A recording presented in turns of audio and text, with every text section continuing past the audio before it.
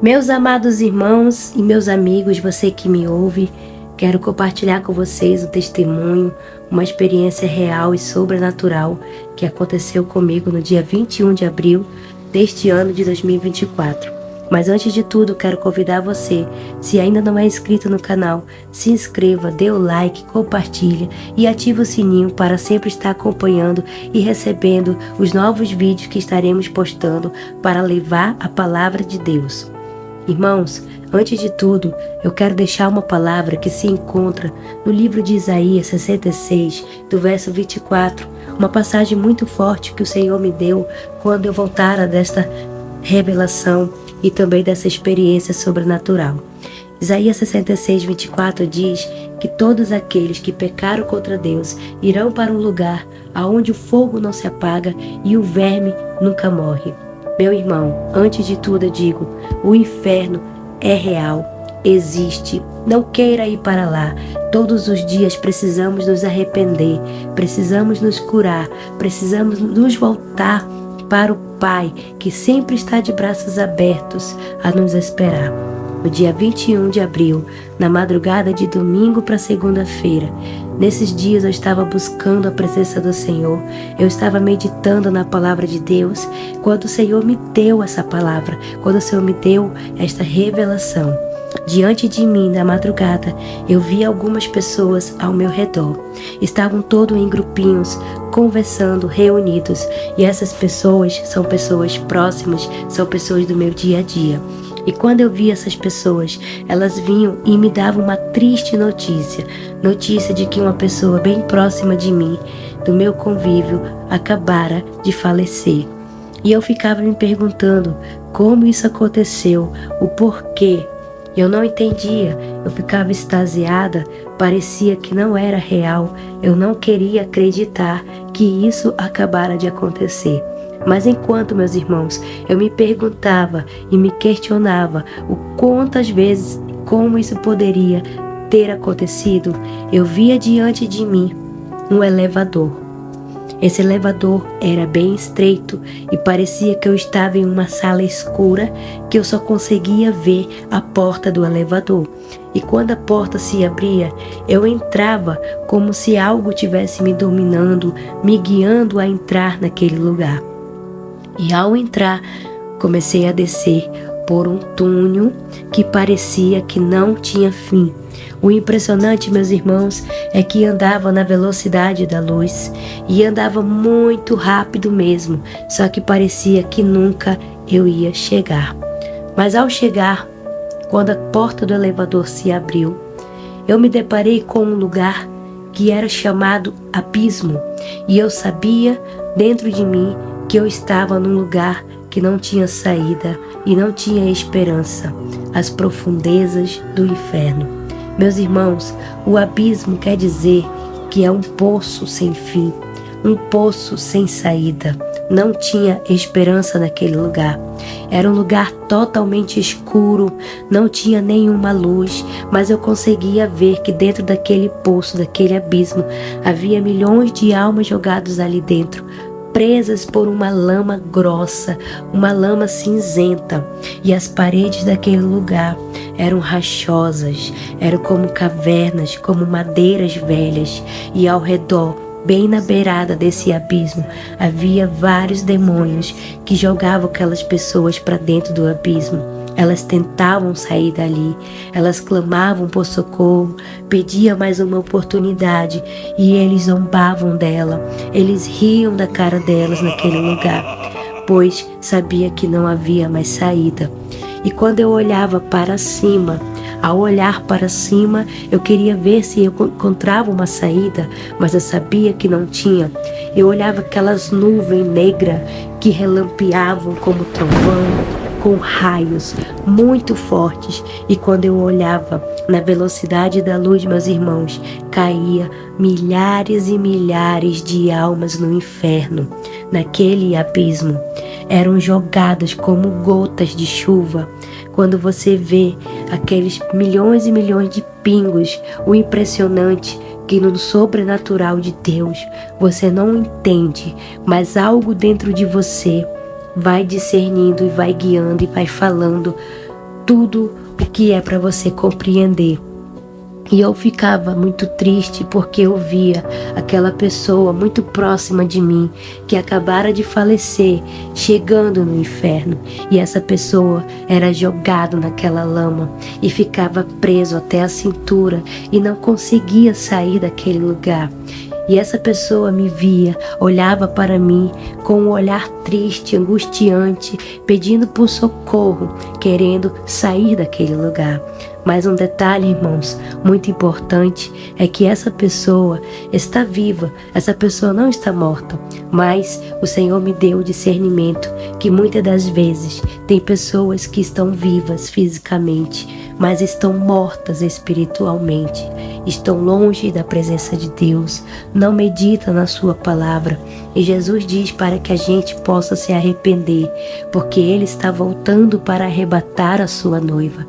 Então, irmãos, eu via diante de mim uma porta que se abria para me sair daquele lugar e retornar para a terra. E quando eu saía daquele lugar por aquela porta que se abria na parede, eu chegava numa praça. Eu vinha para a terra e já me deparava em uma praça. E era fim de tarde, uma tarde linda, era um pôr do sol. O céu estava meio avermelhado, meio laranjado, aquelas nuvens bonitas. E eu olhava, só que ali naquele momento que eu estava na praça, eu não conseguia tirar da minha mente o pensamento do inferno, a visão que eu acabara de ver naquele momento, a alma daquela pessoa que chegou àquele lugar, estava sofrendo e eu queria salvar e não podia, e era muito triste, e eu ficava angustiada, eu ficava pensando, meu Deus, o que fazer? Mas eu sabia que não tinha mais jeito, porque depois que morre, segue-se o juízo. Então naquele momento eu ficava pensando, eu ficava imaginando. E ali também eu via ao meu redor as pessoas no seu dia a dia.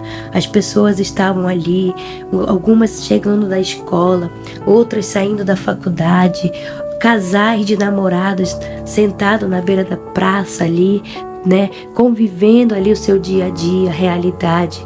E eu deixo uma palavra, meus irmãos. A palavra de Deus diz que há tempo para todas as coisas e tudo também é vaidade, tudo passará, mas a palavra de Deus jamais passará. E quando eu via, aquelas pessoas ali andando de um lado para o outro, vivendo seu dia a dia, normalmente, como se nada fosse acabar, pois eu estava ali pensando naquele lugar horrível que eu acabara de sair. Então, meus irmãos, eu encontrava um amigo meu sentado no banco da praça, me aproximava dele, sentei ao lado dele e ele começava a conversar comigo. Enquanto ele começava a conversar comigo ali, naquele momento, eu continuava a olhar ao meu redor, as pessoas vivendo a sua vida normal, o seu dia a dia. E algumas olhavam para mim, viam que eu estava ali paralisada, sem ação, pensativa, mas na verdade eu estava pensando naquele lugar horrível. E aí elas falavam assim para mim: coitada dela, ela está entrando em depressão porque o fulano morreu, o ciclano morreu. Ela está triste, abatida, mas eu estava triste por aquela alma que eu via que estava no inferno, sendo atormentado. Então, meus irmãos, eu continuava a olhar, eu via um campo de futebol. Atrás desse campo de futebol havia uma casinha de madeira, toda velha, caindo aos pedaços. Aquela casa já estava abandonada há bastante tempo. Havia 2 janelas e 2 portas, do lado e na frente.